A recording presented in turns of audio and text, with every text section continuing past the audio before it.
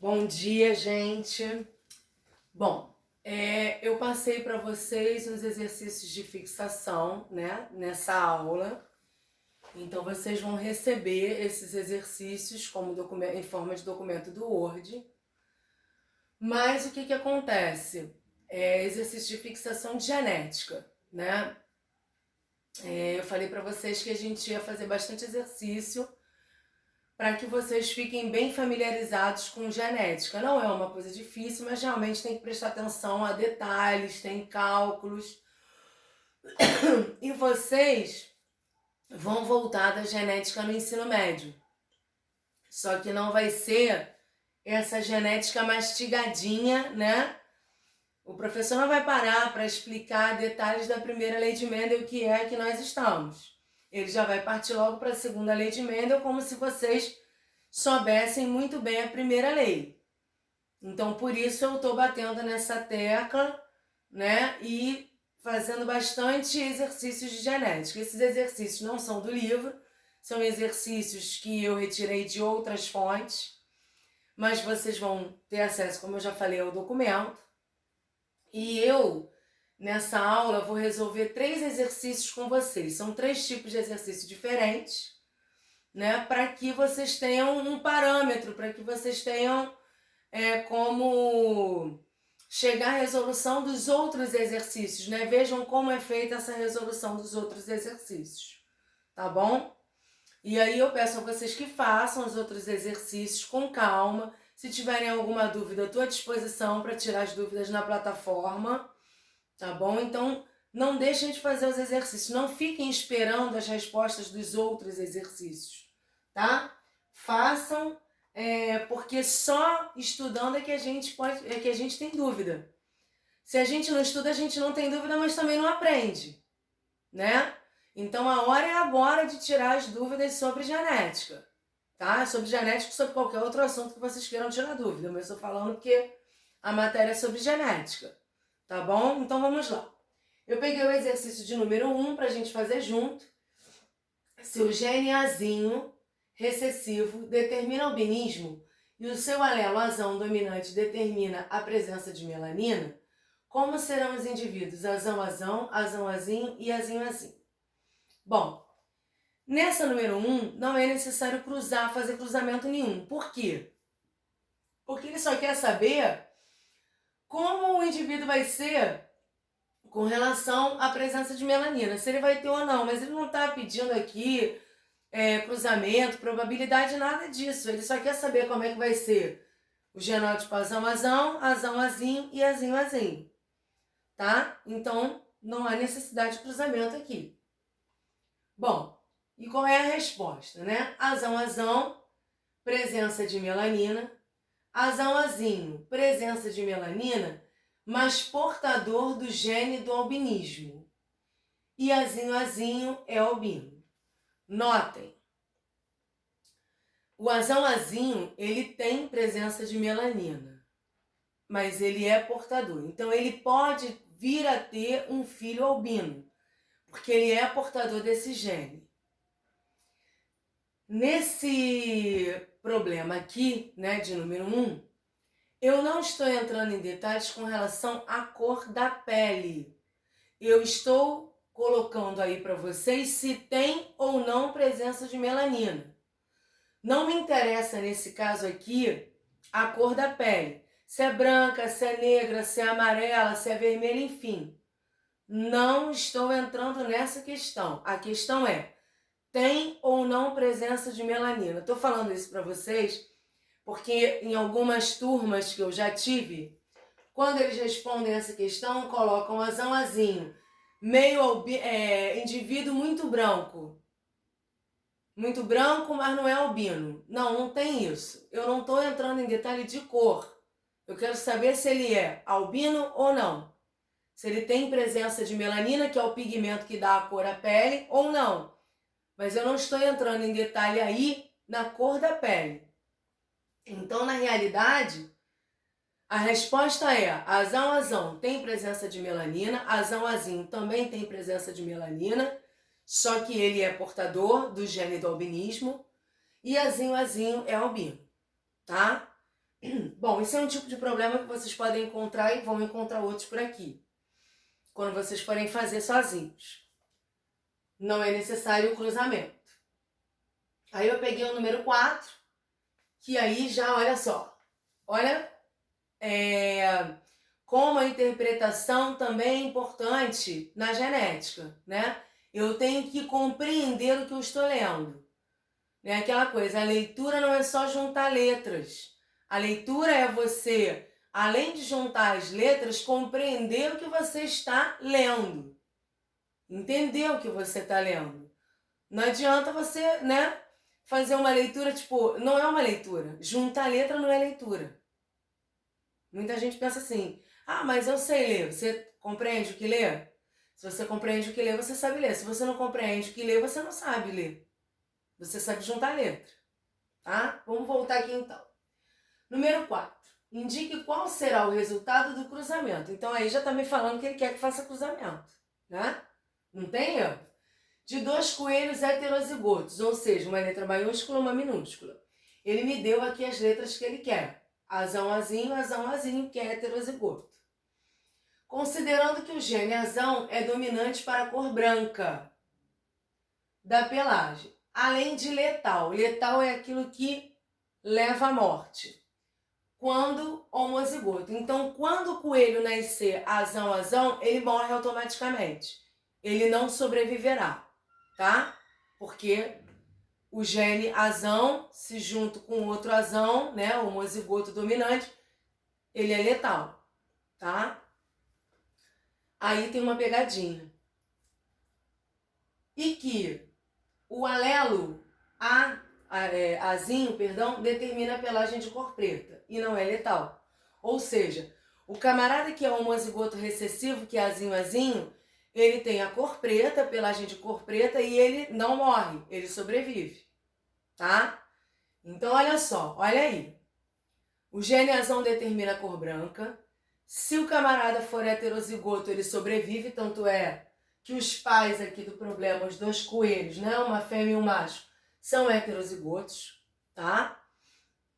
Mas quando esse azão está acompanhado de outro azão, ou seja, quando o indivíduo é um homozigoto dominante, ele morre. Ele, se ficasse vivo, teria pelagem branca, mas ele morre. Então, ele não sobrevive, tá? Tá redundante isso, mas é para deixar bem fixo mesmo, é de propósito. E o indivíduo que tem a cor preta, como o gene da cor preta é o azinho, é o recessivo, só vai aparecer essa cor preta quando tiver o quê? Homozigoto recessivo. Azinho. Ele sobrevive, não é letal.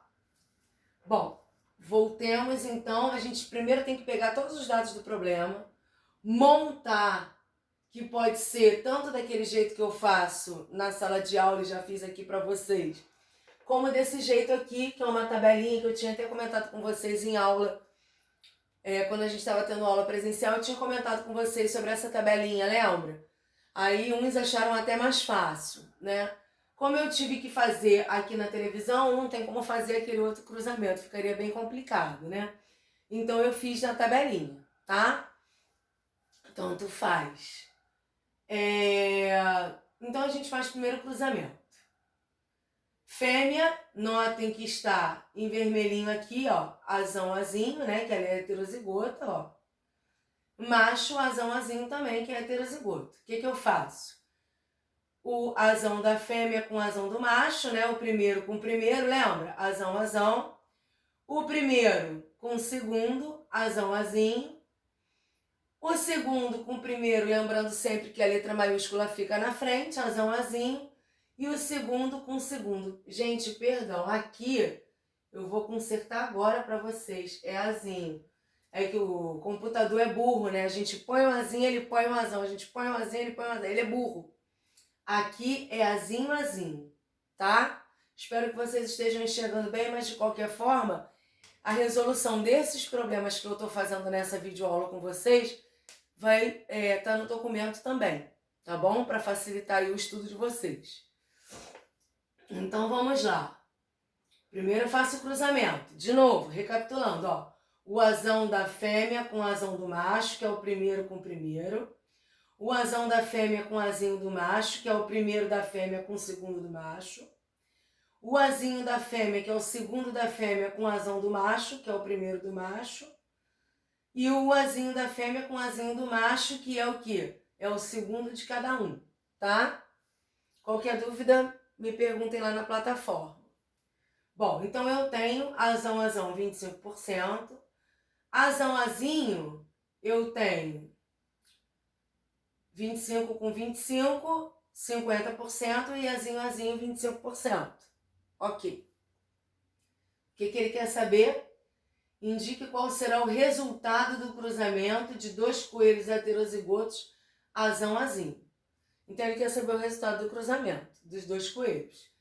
Só que quando é um homozigoto dominante é o quê? É letal, então não sobrevive. Então vamos lá. Como ele não falou nem em fenótipo nem em genótipo, eu respondi da seguinte maneira. O resultado é 50% pelagem branca, azão, azinho, né? E 25% pelagem preta aqui, azinho, azinho. Professora, por que não botou o azão, azão? Porque é letal. É letal. Se vocês quisessem até colocar 25% letal, que ele nem chega a nascer, provavelmente. Então eu não tenho como contar esses aí, esses indivíduos aí.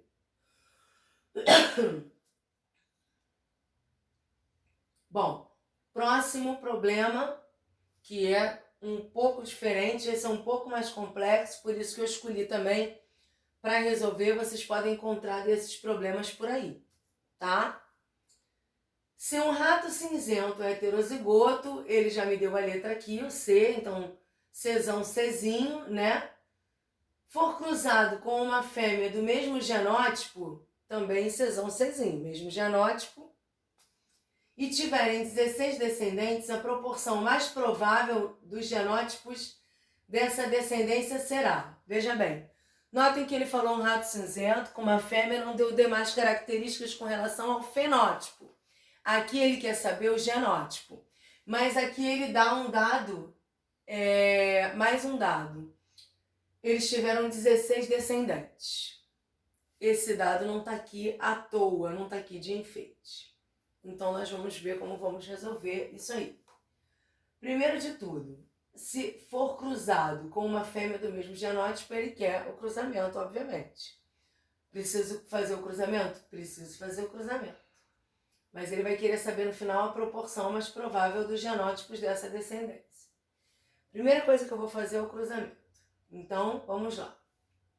De novo, o que está em vermelho é fêmea, o que está em azul marinho é macho e o que está em preto é o resultado da prole, tá? Dos filhotes. Então, vamos lá. Czão com Czão, né? O primeiro da fêmea com o primeiro do macho, Czão, 25%. O primeiro da fêmea, que é o Czão, com o segundo do macho, que é Czinho, 25%. O segundo da fêmea, que é Czinho, com o primeiro do macho, lembrando sempre que a letra maiúscula fica na frente da minúscula. Czão, Czinho, 25%. E o segundo da fêmea com o segundo do macho, que aqui também, ó, computador burro, colocou C maiúsculo, não é? Czinho, 25%. Tá? Para vocês no documento vai corrigido direitinho, porque eu reviso isso daqui 200 vezes. Bom, então temos Czinho, Czinho, Czão, 25%, aqui. Czão, Czinho, ó, eu tenho aqui, ó, Czão, Czinho, 25 mais 25, 50%. E eu tenho Czinho, 25%, estão vendo? Bom, e os 16 descendentes? Bom, bem, obrigado. Não, mentira. Prestem atenção. Se eles tiveram nesse cruzamento 16 descendentes vão ser o quê? 100%, certo? É o que eles tiveram, o resultado que eles tiveram nesse cruzamento. Então, vamos lá. Como é que a gente chega? A gente tem trocentas formas para resolver isso aí. Eu dou duas opções, mas tem muitas outras opções, mas eu dei duas para não confundir a cabeça de vocês. Lembrando que, primeiro de tudo, tem que ser feito aquele cruzamento lá em cima, tá? Que ele quer saber o quê? Genótipo, né? Com a proporção dos genótipos. Então, eu não tenho como adivinhar isso. Se ele deu um macho e a fêmea heterozigotos, e ele quer saber essa proporção da prole, dos filhotes, né, do genótipo, eu preciso fazer, primeiro de tudo, o cruzamento. Depois, se eu precisar reler o problema, eu vou reler o problema. Senão, eu sigo adiante. Então, vamos lá. 16 descendentes igual a 100%. E aí, a primeira opção, você pode usar uma regra de 3, que é o caminho mais longo, mas aqui não precisaria, mas muitas das vezes fica mais fácil, tá? Bom, 16 é 100, né? É 100%. Eu quero saber 50%. Então, eu coloco o X embaixo do 16 e o 50 embaixo do 100, né? Eu tenho que equiparar. E aí eu cruzo, né? Que aqui não tem como, mas aí eu cruzo aqui. Então, 100x, né? 100x é igual a 16 vezes 50. 100x é igual a 800. X é igual a 8, né? Na realidade, eu até fiz direto aqui. Eu poderia colocar aqui, se vocês preferirem, ó, 800 dividido por 100. E aí aqui, x... Peraí só um instantinho, tá, gente? Que o meu notebook, ele deu um probleminha e ele não coloca o sinal de igual. Eu tenho que abrir o teclado virtual para poder pegar esse sinal de igual, porque não funciona mais o do teclado tradicional. Mas tudo bem, ó. X igual a 8, né? Eu risco aqui os dois zeros, não é isso? 8 dividido por 1, 8, tá? Não tem mistério aqui, certo? Então, bom, logo se 16, 100% é 100%, 8, 50%, que é metade de 16, né? E 4 é 25%, que é a metade de 8, já que 25, aqui ó, já que 25 é metade de 50 e 4 é metade de 8, para vocês verem que não tem invenção nenhuma aqui, não tem, matemática é lógica, né? Por isso que eu amo, porque faz todo sentido. Não existe invenção em matemática. Matemática é aquilo ali. Então, não tem erro. Se 16 é 100%, 8 é 50% que a gente acabou de achar, 4 é 25, que vai ser o quê? 4 metade de 8, notem, né? E 8 metade de 16. E aqui eu tenho o quê? 50 metade de 100, 25 metade de 50. Segunda opção, nesse caso, que é mais fácil. Como eu queria chegar a 50%, não era 75%, né? Que aí já, se for para chegar a 75%, por exemplo, eu recomendo a regra de 3, para não dar erro, tá? Mas nesse caso aqui, porque também dá para fazer sem ser, mas eu recomendo a regra de 3. Nesse caso aqui não há necessidade, né? Porque eu queria saber o quê? 50%. Para depois chegar a 25%, né? Então, segunda opção, podemos fazer um caminho mais fácil utilizando a divisão.